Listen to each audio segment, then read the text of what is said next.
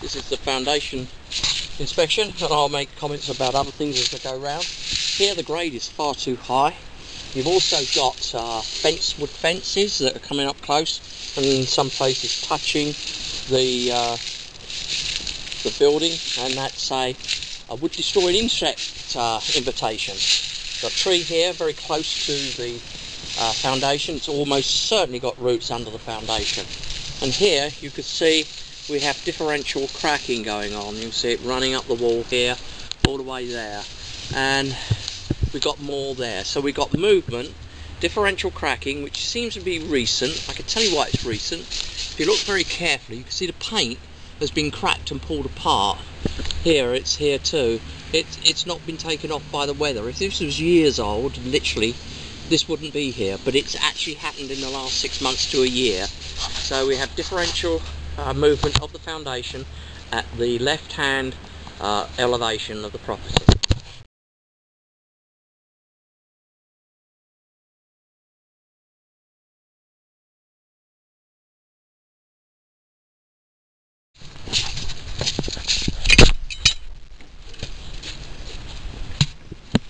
Here we are at the front side elevation. You see the cracking in the walls here going up. More bushes too close to the building. And we have high grade, more conducive conditions here. This in fact is loaded with wood destroying insects, so it's high conducive conditions. I have to recommend you get a termite inspection. Seriously. You must get a termite inspection. There's no way I could tell you because I'm not a termite inspector, but you really need to have one.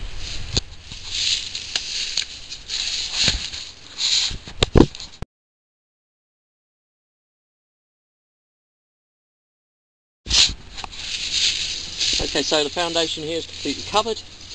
We can't actually get access to it. That means that moisture and dampness can get into the house. We're at the front left elevation, and we have a differential crack, and we have a new one rising up here.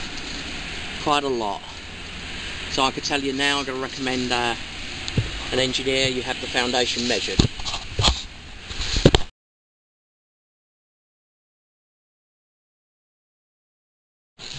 We're now at the front elevation. Here you can see the differential cracking coming down the wall system. Here we've got too many trees and bushes close to the foundation, and we have a hose bib here that's leaking. That's going to be putting a lot of moisture into the ground, and that in itself will cause a problem with the foundation.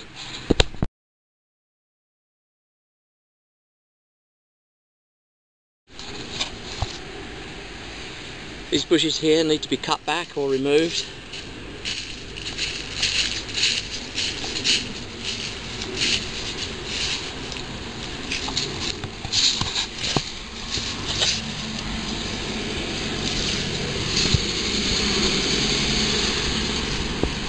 We're at the right hand elevation.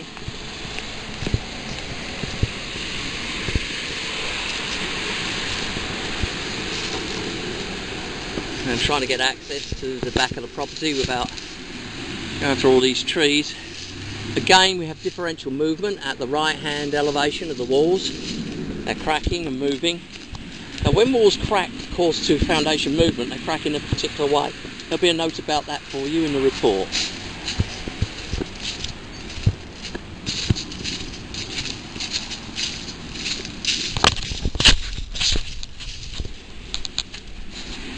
Okay, so there's no access to the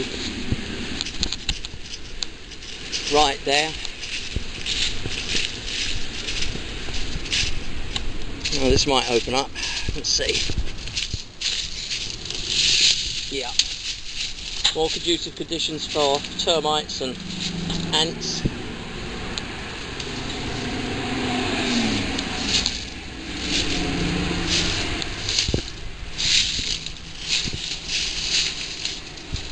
We're at the front right.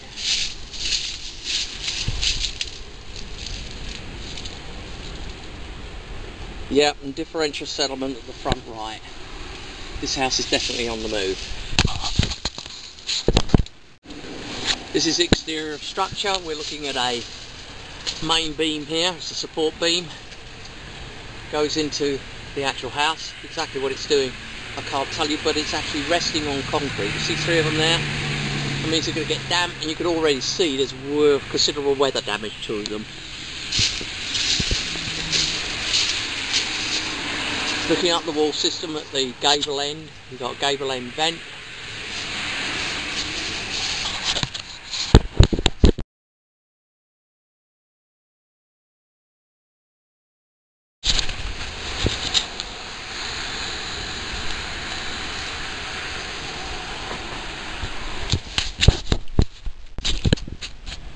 At the rear elevation. Again, there's signs of foundation movement all the way around the property. We now have very large trees in the backyard. Here we see a root system. It's heading towards the house.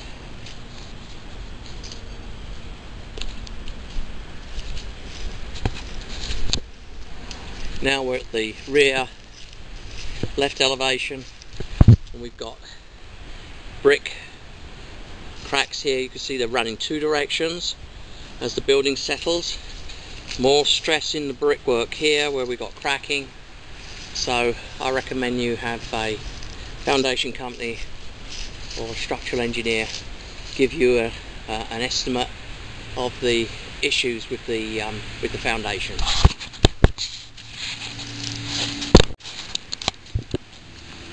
It's a roof inspection. We're doing the ground part first.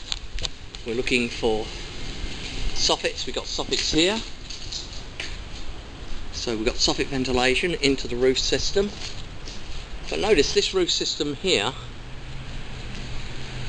has soffit ventilation, but there's none up here. Now, it may be that this will allow enough air to flow up, but soffits should be fitted along the top here at this soffit.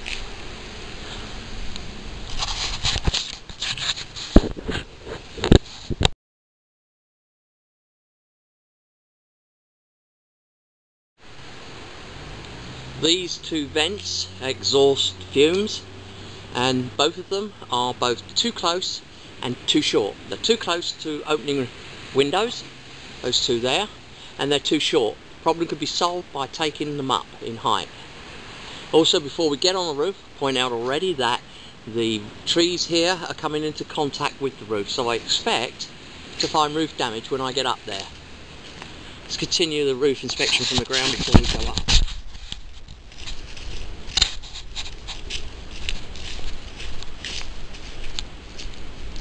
Gable end vents.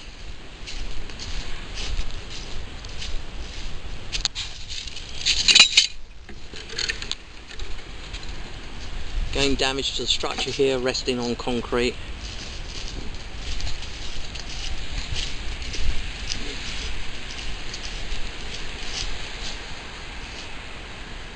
Okay. Now we're going to go up on the roof itself. Just before I do that, note there are no gutters on the front elevation, and gutters are essential to maintain water control, flood control around the property, so I do recommend that you put gutters in at some point. This is a roof inspection. The shingles are somewhat brittle, indicating they're quite old.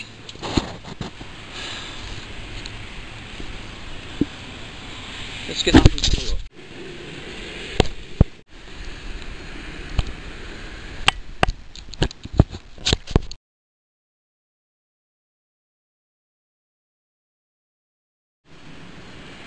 I'm at the chimney. We will not be going over other parts of the roof, and I don't have a safety harness. Just up here to look at it. Now, I thought there might be roof damage up here from the trees, but there's not. Now, you need to maintain these trees. You need to cut them away from the roof, otherwise you're going to lose your roof through the damage that these trees will bring. You can already see the branches are starting to touch down there.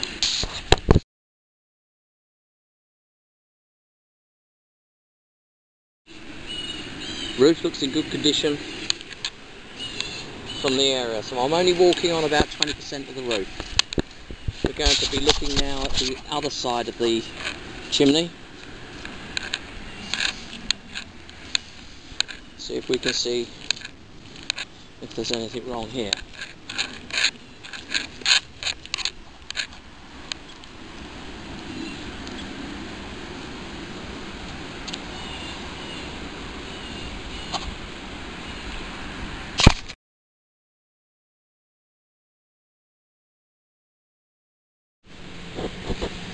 The dormer at both points on the roof, the two dormers, here's one we're looking at now, and there's another one beside me here. They're actually showing signs of rot in the wood. Definitely down the bottom water's been drawn up into it. The reason is that they're actually in contact with the shingles. You can see here it's much easier to see. But if we look here to this particular area, you can see the wood is in contact with shingles. That's going to cause it to rot.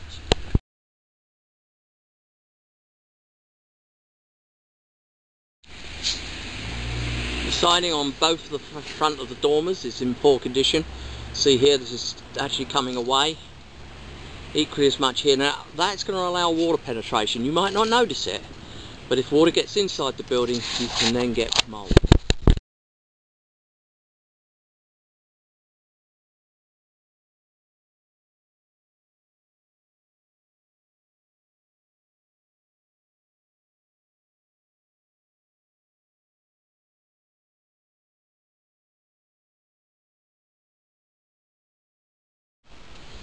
The attic access via the little door in the cupboard is in really good condition. The decking's got radiant barriers been added when the roof was put in, so again that indicates recently improved roof. But there's some terrible amount of debris in here. The insulation will not work. It's in terrible condition. See if we can get to look at the other attic.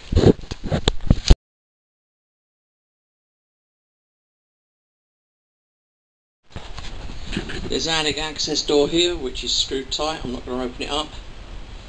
That's not our policy to open up things that have been screwed down. I would imagine the attic here is going to be as bad as the one we've just looked in. Very poor condition. Well, we're looking for the upper attic access and where that might be.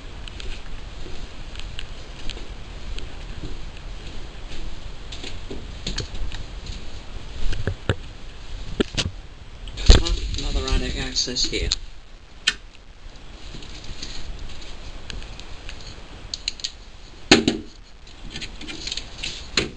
Okay, so this is the attic over the top of the rear of the house.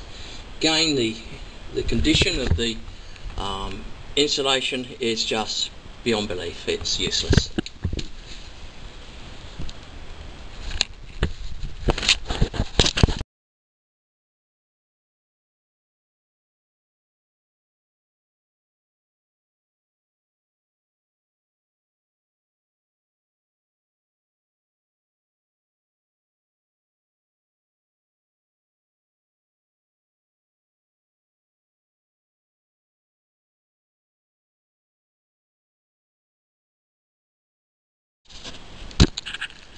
We're in the upper attic and the insulation is no better up here than it is in the lower attics.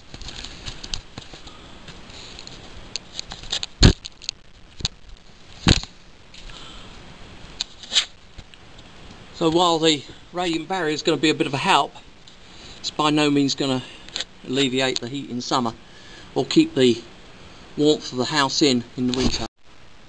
There are multiple sides of movement of sheetrock in the ceilings around the house. You can see here in the kitchen, you can see the crack that's appearing here.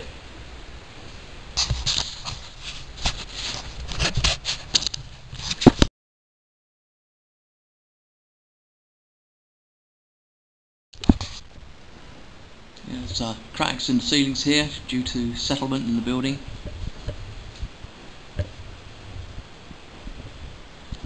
And over the top of this door here. The door's not jamming, so that's good. It's a small amount of movement at the present time.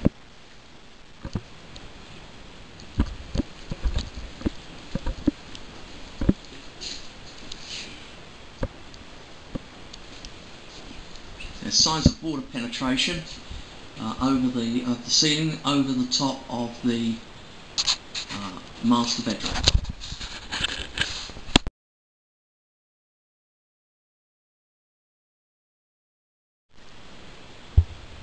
We have cracks here over the top of the door due to movement in the foundation.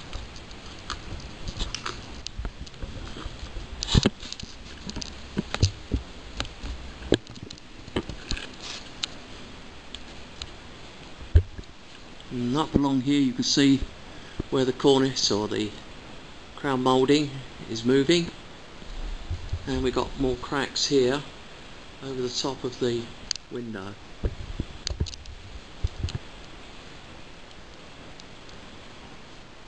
And separation in the crown moulding in this area here.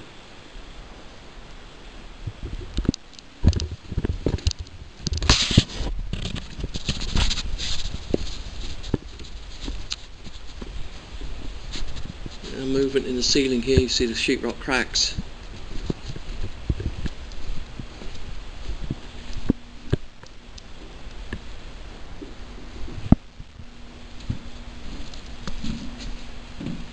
And signs of water penetration in that area there.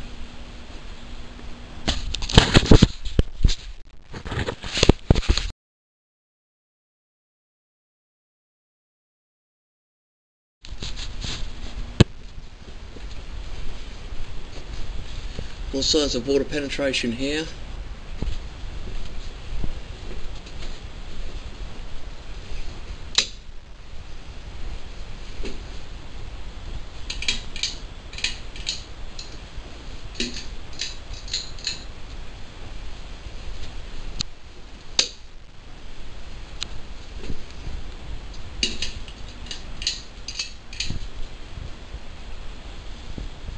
And the light doesn't work in this bedroom.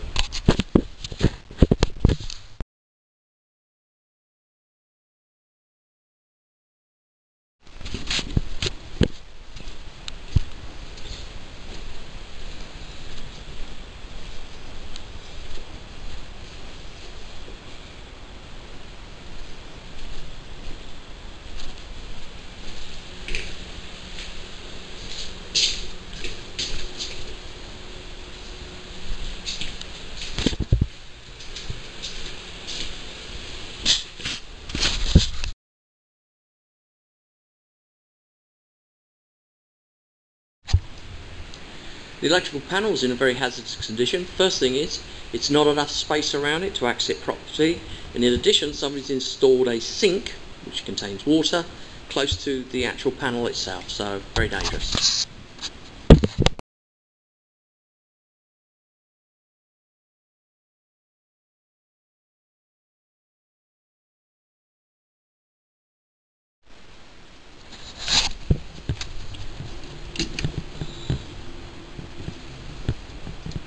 There's no GFCIs in the kitchen.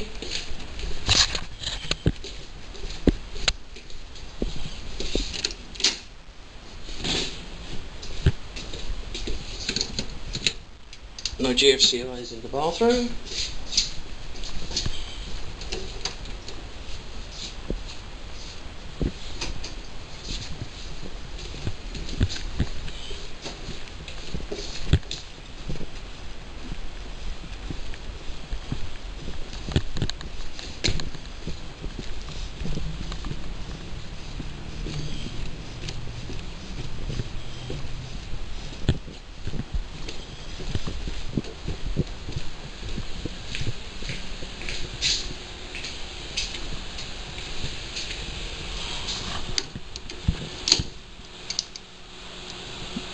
No GFCIs in the bathroom at the right elevation.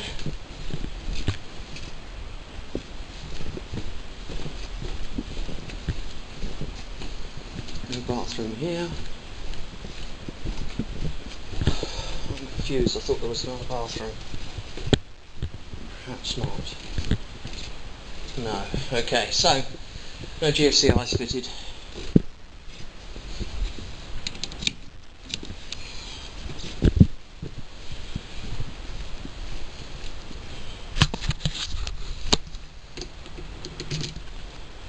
Okay, we have open ground on the circuitry in the upper floor. Recommend you get an electrician to test the circuitry.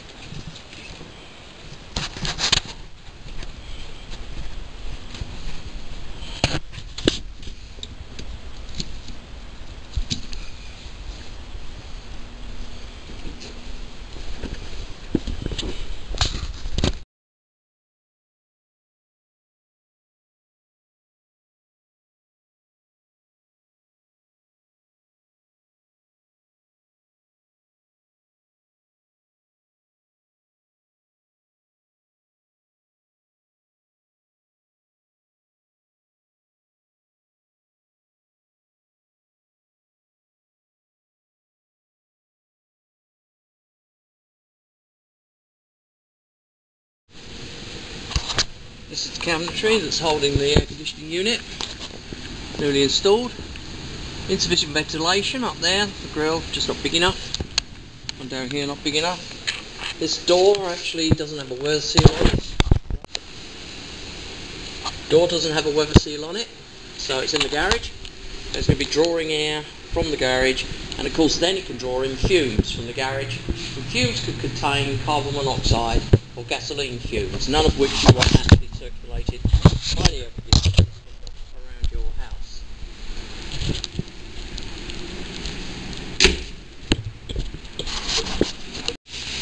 The air conditioning unit located at the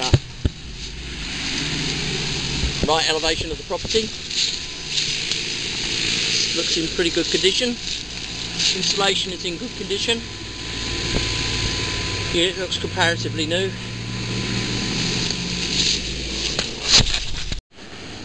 The water meter and isolation valve are beneath this cover here at the curb.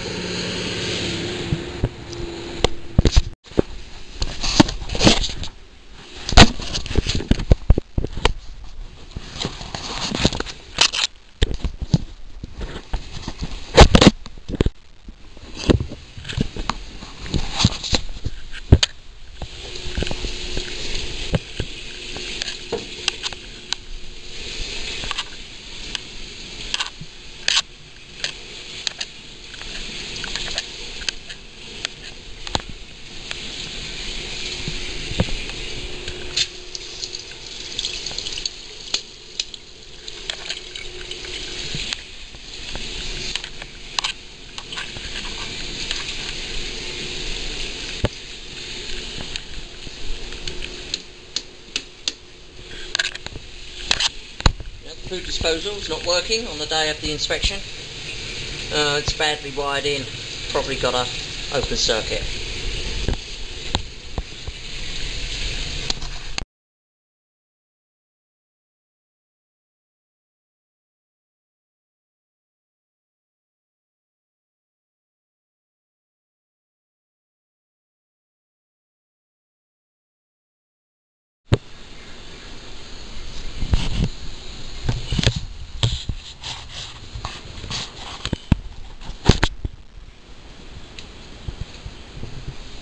Inappropriate use of or modification to a cover here.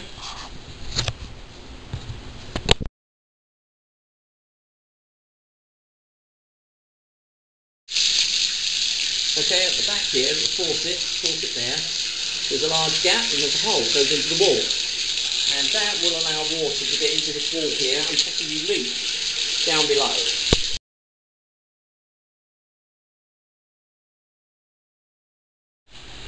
The shower doors at the shower cubicle in the bathroom upstairs are not opening, and the glass at the shower closure down here is broken, so I would say this all needs to be replaced.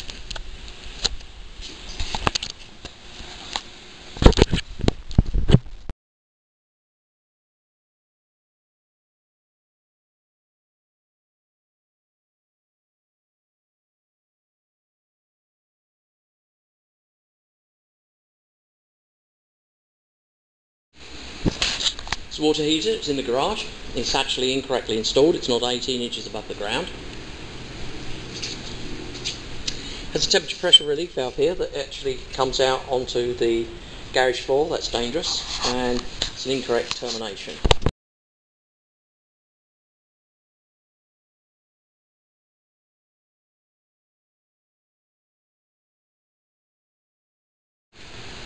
The temperature pressure relief valve doesn't work. What is more, there's signs of rust on the bottom of the casing, and up here you can see, and I can see it even better if I get the torch out, flashlight. Let's turn that on. Okay, so we're looking at the valve here.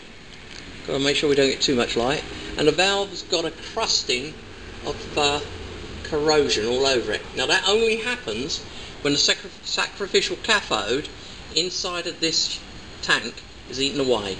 Once the cathode's gone, it attacks the tank and any peripheral pipes, and this is a peripheral pipe. You can see how it's rusting. So I would say the whole thing needs to be replaced.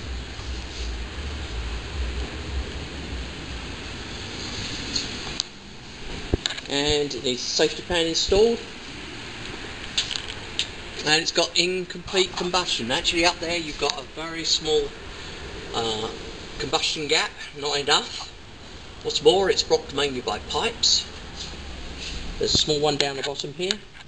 There's no weather seal on here, which means that combustion gases from the engine of the car, gasoline, can get drawn into here and could cause a fire.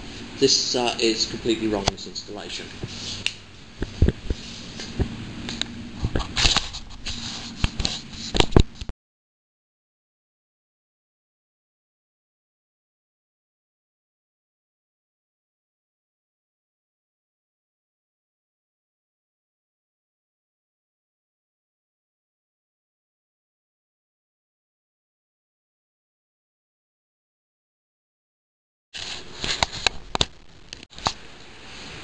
Garage door opener is missing a cover on the opener itself, covering the lights.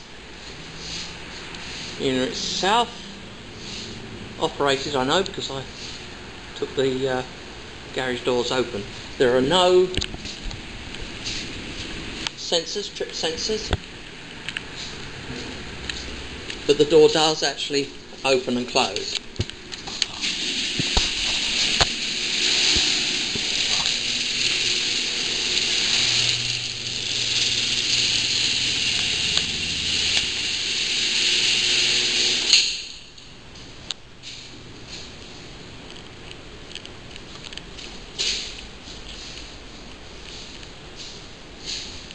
Now, there's damage to the closer up here.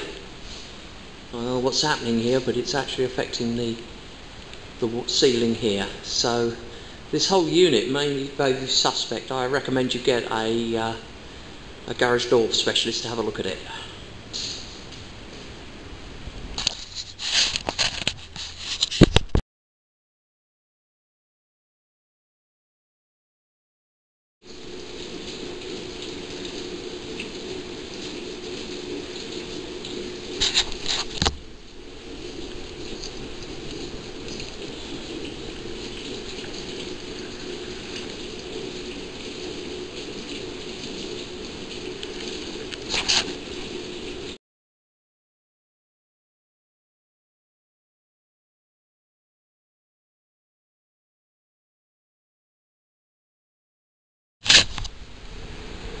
This is the faucet at the rear elevation of the yard, and it's leaking.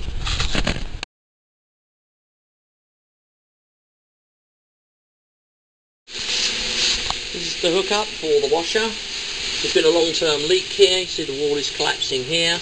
Both these valves have been painted over. I would recommend that both these valves are replaced.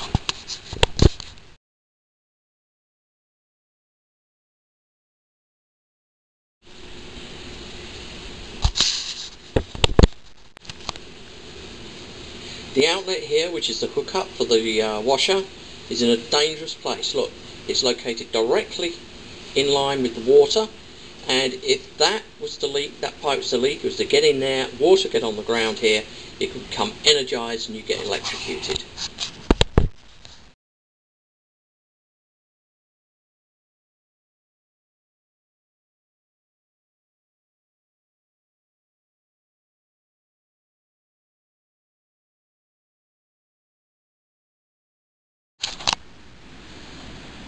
Above us here is a structural beam, and here we have the operator, the garage door operator, and you can see that actually to accommodate the garage operator somebody's notched this structural beam.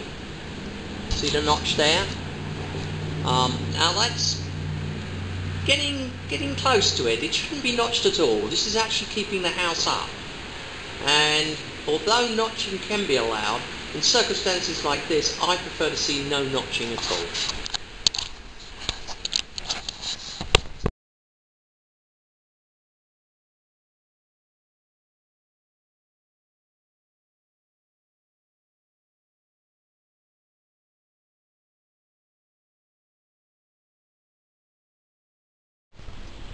This is the door to the garage, and it should actually be a fire door. It's not. It's glass here. and as such it's actually not going to stop any sort of fire that starts in the garage getting into the house. In addition to that, I should have closed that, not opened it.